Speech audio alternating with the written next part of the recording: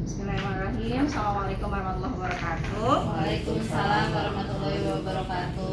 Terima kasih rekan-rekan tim BK sudah menyempatkan hadir. Seperti yang kemarin sudah saya sampaikan ya, bahwa hari ini kita akan mendiskusikan atau membahas salah satu jurus BK, yaitu jalin koneksi. Nah, sebelum kita masuk ke apa sih yang dimaksud dengan jalin koneksi itu, kita ada games dulu atau simulasi dulu ya teman-teman. Nanti nih teman-teman bertiga, ada 3 sekali. Pada sakit semua sampai biru. Ih, parah banget sih, sampai nggak ada yang nolongin kayak gitu.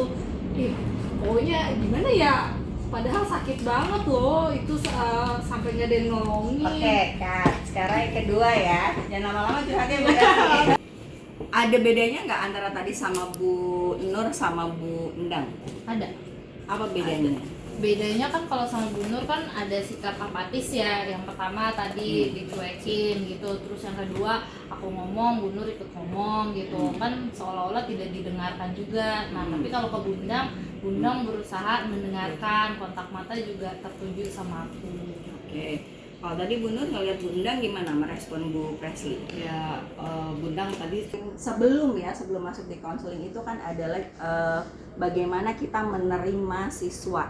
Kalau misalnya teman-teman pada saat itu masih ada hal yang perlu dikerjakan, sebaiknya tuntaskan dulu. Jangan ketika pas ketemu sama siswa ya terus tadi apa ya, atau balik-balik lagi nanya gitu ya. Nah, itu yang membuat siswa mungkin jadi kayak apa sih nih gurunya, padahal kan aku mau cerita gitu. Ada lagi terapi realita gitu ya. Nah, kenapa teori realita itu jadi salah satu yang sepertinya perlu banget dipakai, karena dia itu mengarahkan siswa untuk lebih bertanggung jawab terhadap keputusannya gitu ya. Misal kayak dia mau apa sih, kita bisa melihat kalau dari teorinya realita itu ada yang sebutannya kalau disingkat itu ya WDEP.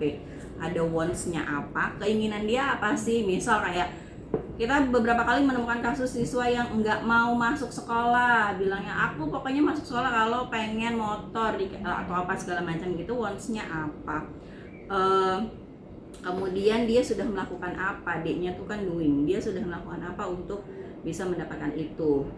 Kemudian dievaluasi sama kita, apakah arah yang dia lakukan itu sesuai atau enggak gitu ya, apakah atau malah melenceng jauh menyebabkan masalah baru gitu. Baru nanti yang terakhir itu kita melakukan planning atau perencanaan ulang dari kalau misalnya ternyata itu perlu itu nggak sesuai tuh, jadi kita melakukan perencanaan ulang.